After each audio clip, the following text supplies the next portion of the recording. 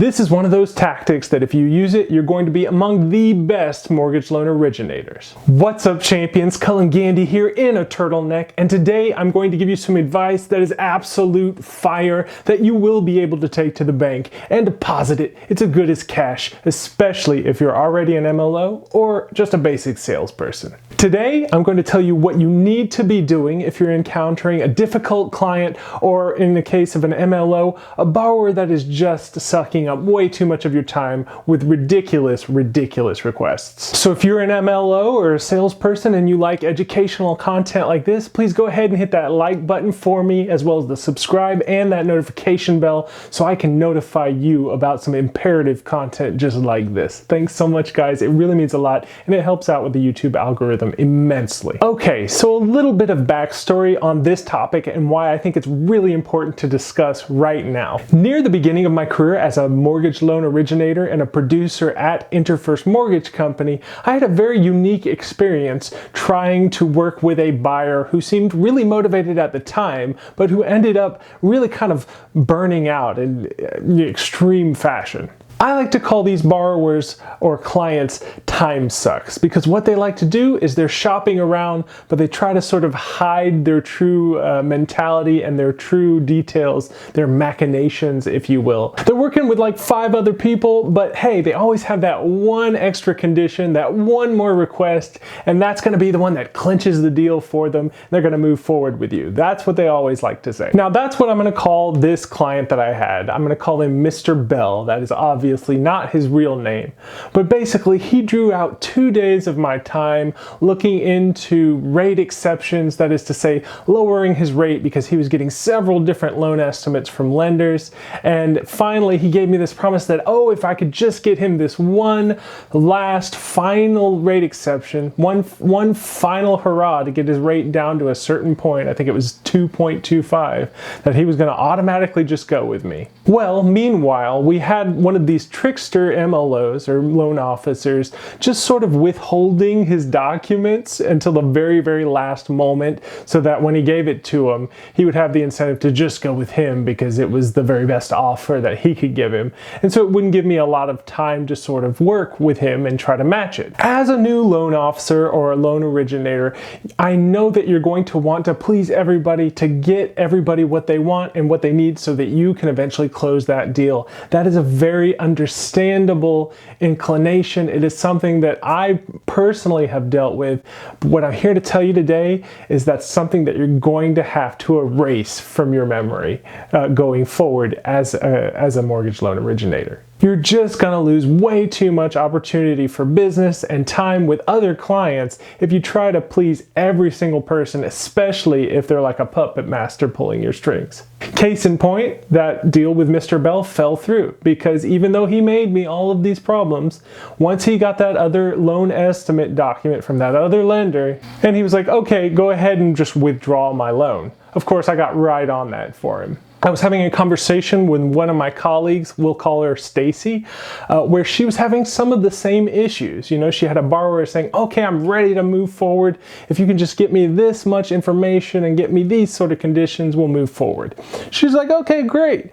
So he comes back and he's like, well, actually, I'm working with this other lender, but just show me what you can do and I'll send it over to them to see what they can do. Okay, well, yeah, you should have told me that at the beginning, but okay, whatever. Then she tells me about an hour and a half ago that, oh yeah, he had a different deal and can we match it? Well, the deal that he brought over was he was buying down, which is to say that he was paying to lower his rate by $7,000 so that he could get a rate of 1.75 on a 10-year. And he was like, can you guys match this rate for free? This is essentially like our company just handing him $7,000 for no work at all. So of course Stacy was like, I'm not going to be able to do that. They're not going to just give you $7,000 on your mortgage. That's insane. Why would you even waste my time?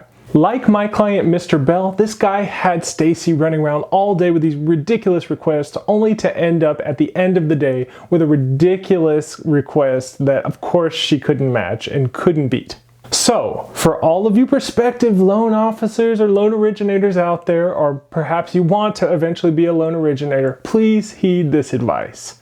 When you're dealing with any client, not just the potentially difficult clients or the time sucks, if you will, but just your average client, you have to take the position of authority right up front so that you let the client know where they stand and where you stand. Well, in my case, whenever I am pitching a mortgage to a client or a rate that they might be interested in for a term, I always give them all of the information up front so that they know that what my terms are fixed and they can work around what my terms are. For example, I say things like, hey, look, this is the lowest rate that we can give you by law right now because this is the rate that we are advertising.